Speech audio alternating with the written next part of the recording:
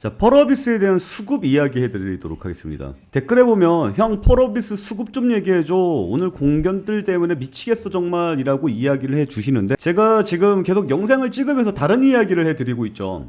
그러니까 펄어비스로 시작을 해서 여러분들한테 강제 주입식 교육을 해드리고 있습니다. 근데 이제 신규로 오신 분들은 이게 적응이 잘 안 되시나 봐요. 기존에 이제 제 영상을 꾸준히 보셨던 분들은 제가 펄어비스로 이야기하면서 이렇게 제가 하고 싶은 말 이렇게 하는 거에 대해서 어느 정도 관대한 모습을 보였는데, 신규로 들어오신 분들은 이제 이런 낚시질 하는 게 마음에 안 드시는 분들도 많이 있으신 것 같습니다. 그래서 이번 시간에는 좀 내용을 좀 충실하게 채워보도록 할게요. 일단 오전에 영상 찍어드렸던 거 잠깐 언급해드리고 다음에 수급 이야기 한번 해보도록 하겠습니다. 오전에 제가 말씀드렸던 내용 중에 이런 게 있어요. 공시 내용을 보면 5년도 영업이익 1년치의 영업이익입니다. 어디에? 코스닥에. 코스닥 상위의 영업이익에 대해서 말씀을 드렸습니다. 1년치가 얼마 나왔어요? 전체 1등이 2070억 나왔습니다. 2075억. 근데 우리 펄어비스의 1분기 수익 얼마 나왔어요? 2121억 나왔습니다. 그러니까 펄어비스의 2000억의 수익이 얼마나 대단한 거냐면 작년에 코스닥 전체 1등의 1년치 수익보다 높아요. 그래서 펄어비스의 주가가 지금 저평가되어 있다라고 이야기를 해드렸던 게 오전의 말씀입니다. 그리고 지금 코스닥 시총 1위 알테오젠 있잖아요. 알테오젠은 오늘 어떻게 됐을까요? 알테오젠의 작년 영업이익이 얼마냐면 1000억 나왔어요. 1000억. 1069억. 알테오젠의 시가총액은 20조입니다. 펄어비스의 시가총액은 3조예요. 펄어비스 3조 2천억입니다. 그러니까 펄어비스가 이번에 2천억 나왔잖아요. 1조짜리의 영업이익 1000억에 2배를 한 분기에 뽑았습니다. 이게 팩트예요. 그래서 펄어비스의 주가는 저평가되어 있다. 그러니까 장기적으로는 어차피 우상향 그래프 나와주지 않겠느냐. 그러니까 장기적으로 봤을 때는 저 필요까지는 없다 라고 말씀을 드렸던 게 오전의 내용이고요. 이건 이제 보신 분들은 다음에 수급 내용 좀 기대를 하실 것 같습니다. 일단 여기까지는 마음에 드신다라고 생각하시면 저희 텔레그램 방으로 들어오시기 바랍니다. 그래서 이 정도 분석해서 올려주는 사람은 아마 저밖에 없을 거예요. 전체 코스닥 영업이익률 조사해서 알려주는 유튜버 있어요? 모르겠어요. 근데 저는 제가 직접 조사를 해서 여러분께 알려드리고 있으니까 이 정도면 솔직히 전문가로서 좀 칭찬받아 마땅하지 않나라는 생각을 가지고 있는데, 여러분들의 생각은 어떻습니까? 그리고 제가 여러분께 계속해서 단타로 펄어비스에서 손해가 난 거 멘징해 드리려고 계속 노력을 하고 있거든요. 그러니까 펄어비스 좀 짜증난다 하시는 분들 저희 단타방 들어오셔서 단타로 수익을 멘징하시기 바랍니다. 다음은 수급에 대한 이야기 해드리도록 하겠습니다. 일단 이걸 좀 말씀을 드리고 싶은데, 어제 영업이익이 빵 하고 잘 나오면서 갭상승이 떴다가 그대로 찍어 눌렀잖아요. 제가 어제 울분을 통하면서 여러분께 말씀드렸던 내용이 뭡니까? 이것들이 찍어 눌렀다. 어제죠. 어제 프로그램으로 그냥 콱 찍어 눌렀다라는 거 어제 보여드렸죠. 그리고 외국인 수량으로 볼까요? 공매도랑 외국인이랑 같이 갑니다. 이거 잠깐 볼까? 여기 아닌가? 없네? 아이고, 정리해놓은 게 없네. 지웠나 보네. 공매도랑 외국인 수량이랑 이게 거의 반대로 이렇게 가요. 그러니까 얘가 이렇게 빠지잖아요. 그럼 공매도 잔고 수량이 늘고요. 얘가 이렇게 올라가잖아요. 그러면은 공매도 잔고 수량이 줄어들어요. 그래서 제 영상을 보신 분들은 알겠지만 외국인은 공매 세력이다라는 거 말씀을 드렸습니다. 그리고 외국인은 프로그램을 사용한다라고 말씀을 드렸죠. 여기 보면 누적을 풀어서 수치로 보도록 하겠습니다. 외국인을 보면 프로그램이 어제 84만 7천 주, 마이너스 86만 주, 맞죠? 3천주, 2천주, 마이너스 8만 9천주, 7만 8천주. 비슷하게 가죠. 여기까지 하나, 둘, 셋, 넷, 다섯. 5일 동안 팔았고 양봉 나왔잖아요. 하나, 둘, 셋, 넷, 다섯. 5일 동안 팔아갖고 그 다음에 양봉 나오잖아요. 그러니까 외국인은 프로그램을 사용한다라는 거 알았죠. 그러면 어제 무슨 결론이 나옵니까? 어제 프로그램이 미친듯이 팔았죠. 86만 주를 팔았고, 이건 외국인이 팔았고 공매도가 팔았다라는 것을 알 수 있습니다. 그러니까 어제 공매도가 시장을 찍어 눌렀다라는 것을 어제 말씀을 드렸죠. 여기까지는 이해가 되죠. 그리고 이 프로그램이랑 어디랑 같이 가냐면 신한투자랑 같이 갑니다. 여기 신한투자증권 잠깐 볼게요. 몇 달을 조금 늘려서 보도록 하겠습니다. 이렇게 보면 나오는데, 이렇게 볼까? 어제 겁나 팔았죠. 겁나 팔았죠. 보이죠? 최근에 음봉종종종종하고 음봉종종종종도 나오고, 이거 누적으로 쌓아서 놓고 보면 보일 거예요. 얘가 신한투자의 매수 최고점이 4월 7일이거든요. 여기 보면 외국인의 최고점이 어제요. 4월 7일이에요. 그리고 최근에 최저점 얼마입니까? 5월 15일입니다.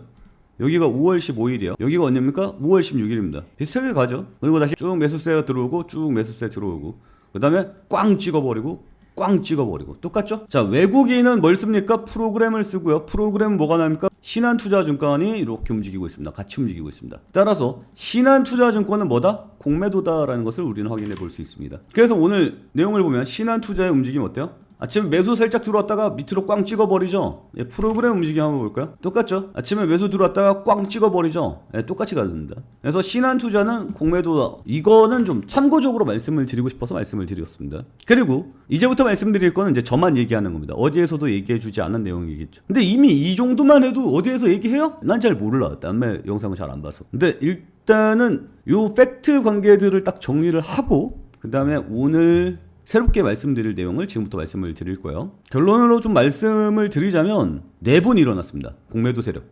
공매도 세력의 4분이 일어났다. 지들끼리 쳐싸우고 있다는 겁니다. 우리는 이제 굿이나 보고 떡이나 먹으면 돼요. 그러니까 결론은 뭐냐면 추가적인 하락세는 제한될 것으로 보인다라는 거예요. 왜냐면 어제 5월 13일에 공매도 수량이 얼마 나왔습니까? 41만 7천 주 나왔거든요. 어제 외국인이 판매 수량 얼마 나왔습니까? 누적을 풀고 외국인 보면 84만 7천 주가 나왔습니다. 그러니까 84만 주 중에 절반 %가 뭐예요? 공매도였어요. 시장을 찍어 누린 건 공매도가 맞습니다. 그리고 오늘 장 끝났죠? 오늘 5월 14일에 공매도 수량은 26만 주가 찍혀 있습니다. 어제 대비해서 절반이나 줄었어요. 맞죠? 그러면 외국인 판매 수량도 어떻게 돼요? 절반으로 줄어야 되는 게 맞죠. 근데 외국인 수량은 어때요? 플러스 5만 2천 주가 찍힙니다. 원래대로라면 어제 80만 주의 절반인 47만 주가 공매도였잖아요. 그리고 오늘 공매도 얼마였어요? 25만 주였잖아요. 그러니까 외국인도 오늘 공매도 영향을 받아서 한 50만 주 정도 매도세가 나와야 되거든요. 40에서 50만도. 근데 지금 샀죠? 달라졌어요. 깨졌다고. 무슨 얘기냐면 오늘 여기 프로그램으로 들어왔던 거 있죠? 꽝 들어왔던 거. 요 매수 세력이 있고요. 이거를 찍어 눌러서 내려간 거. 얘네들은 뭐예요? 공매도 세력이죠. 공매도 세력 외에 외국인의 매수 세력이 가산됐다라는 뜻으로 봐야 됩니다. 이해가 잘 안 가요?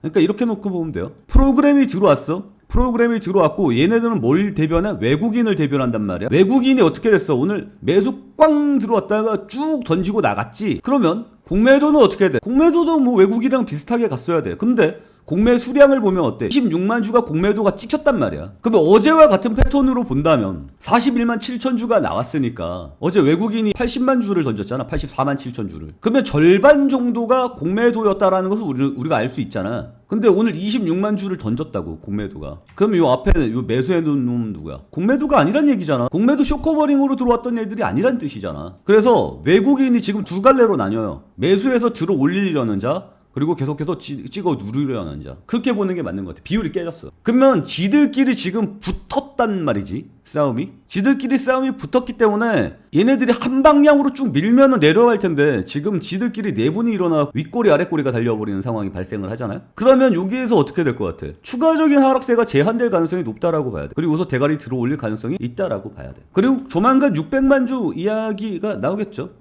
그리고 요거 한번 찍어 눌러서 저 댓글 보니까 난리 났더구만. 어제 저 공매도 때려잡자고 하면서 불법 신고하고 막 정부에서 난리치고 그랬더만. 그래서 공매도 세력의 위축세가 나타날 가능성도 있습니다. 뭐 어쨌거나 지금 나타나고 있는 상황은 그래요. 그래서 저의 생각으로는 지금 공매도 비중은 줄질 않았거든. 어제랑 비슷해. 17, 13, 12, 18, 15. 그러니까 전체 거래 대금 중에 공매도가 차지하고 있는 비중이 그렇게 줄질 않았어. 근데 외국인과 공매도 수량이 완전히 깨져버렸단 말이야. 비율이. 이것만 보면 저 외국인의 성분이 다른 녀석이 있어. 지금 주가를 들어 올리려고 매수를 해주는 녀석들이 있어.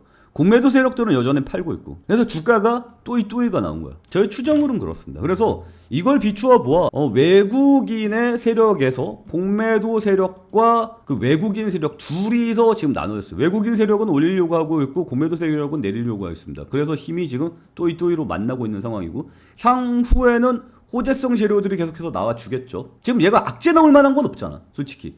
공매도 세력이 가격을 찍어 누르고 있는 거 외에는 눈에 띄는 악재들이 눈에 안 보이죠. 물론 갑자기 펄어비스 내부에서 사채 발행한다는 이야기들이 나와주면 그때는 좀 그렇지. 시비 발행 같은 거 나와주고 이러면 조금 그럴 수 있는데 그거 외에는 지금 보이는 악재들이 없단 말이지. 그래서 주가가 들어 올려질 가능성이 높지 않겠느냐 이렇게 좀 보고 있습니다. 근데 저는 요 펄어비스에 대한 분석에 자신감을 좀 잃어가지고 아니 뭐 네 맘대로 움직이는데 내가 뭐 아무튼 지들끼리의 내분이 일어난 것은 사실로 좀 보여지지 않나라는 생각이 있는데 여러분들의 생각은 어떻습니까? 여러분들의 생각을 댓글로 좀 달아주시기 바랍니다. 그리고 이번 시간에도 좀 껴넣기를 해보려고 그랬거든? 무엇을 껴넣기를 하려고 했냐면 2차 전지에 대한 이야기를 좀 껴넣으려고 했는데 기왕에 킨 거니까 껴넣기 좀 합시다. 2차 전지 좀 듣고 가요. 아시겠죠? 그리고 내용 충실했잖아. 펄어비스 내용 충실했잖아. 짧게 얘기할게. 짧게 얘기하고 넘어갈 테니까 우리 채널 좀 사랑해줘요. 그리고 우리 채널도 많이 사랑해줘요. 텔레그램 방도. 여러분들이 손해보고 있는 사항들을 계속해서 제가 단타로 맨증시켜드리고 있으니까 저희 채팅방에 들어오셔서 단타로 수익 가져가시기 바랍니다. 펄어비스 짜증나죠. 조금이라도 매일 한 5%라도 계속 먹으면 도움이 많이 되지 않을까라는 생각을 가지고 있습니다. 2차전지 이야기 잠깐만 해보도록 할게요. 일단 이거 좀 말씀을 드리고 싶어. 지난 2월 24일에 나온 뉴스인데 미국 의회에서 중국산 ESS 전면 차단 움직임 K배터리의 반사이익 기대감이 몰려가고 있어요. 이게 뭘 이야기하는 거냐면 AI가 발전하게 되잖아? AI의 발전으로 인해서 데이터 센터가 필요하게 되고 데이터 센터로 인해서 전선이 많이 필요하게 되고 여기에 뭐가 들어가요? 데이터 센터는 전기 나가면 난리 나죠. 그러니까 여기에 ESS가 들어갑니다. 이 SS는 전력 저장 장치라 그래서 안정적으로 데이터 센터에다가 데이터를 공급해요. 전력이 끊기더라도 말이죠. 그래서 데이터 센터를 짓는데 이 ESS가 굉장히 중요하고 우리나라 K배터리가 전기차가 안 팔리니까 ESS 내자라고 올해 26년에 전략 방향을 바꿨습니다. 그래서 ESS를 먹어가려고 하고 있는데 거기에 미국 의회가 중국산 ESS를 전면 차단하겠다라고 이야기를 하고 있는 거예요. 이게 뭐냐면 국가 안보 전략 있잖아. AI의 발전은 국가 안보와 전략이잖아. 국가 안보와 전략에 되는 애들은 중국산 안 쓰겠다라는 거야. 그래서 K배터리의 반사수혜를 볼 수 있겠다. 이런 움직임이 나타나고 있다라는 내용이 2월 달에 나온 뉴스거든요. 3월 12일에 나온 뉴스를 보면 이 법안이 하원을 통과했다라는 내용의 뉴스가 나왔습니다. 중국의 ESS가 미국에. 그러면 누구 거 쓰겠어? 한국 거 쓰겠지. 근데 그런 생각을 해본 적 있지 않아요? 그 뭐 배터리 하면 그 우리나라 사람들 중에 나이 좀 있는 사람들 중에 항상 우리나라를 좀 낮게 보는 사람들이 있어요. 우리나라 기술력이 좀 별로 안 좋아. 우리가 뭐 미국이 훨씬 더 낫지. 뭐 이런 생각을 가지고 있는데 중국 배터리 제한하면 왜 하필 한국 배터리냐라고 생각을 해볼 수 있거든요. 이거 보면 답 나와요. 이게 아니네. 어딨어? 여기 있네. 아시아 전기차 배터리 업체 전 세계 핵심 광물의 94 독점 구매. 이게 뭔 얘기냐면 전 세계에서 배터리 만드는 회사의 퍼센트가 한중일에 몰려 있다는 얘기예요. 그러니까 중국을 나가리 시키면 일본과 한국이 남는데 일본도 파나소닉 하나 있어. 나머지는 한국이야. 삼성과 LG. 그러니까 배터리 업체를 중국 걸 배제하면 한국이 야도를 치게 되는 게 맞아. 그리고 앞으로는 배터리에 대한 수요가 더욱더 올라갈 수밖에 없다라는 것들은 다들 알고 있는 사실일 겁니다. 그래서 우리나라 배터리를 계속해서 관심 있게 봐야 되는 것도 맞아. 그리고 4일부터 15일까지 미중 정상회담이 있거든요. 여기에서 이제 중국이 지금 이야기를 하고 있는 게 우리 싸우지 말자. 화해 좀 하고 잘 지내도록 하자. 이런 이야기들이 나와주고 있거든요.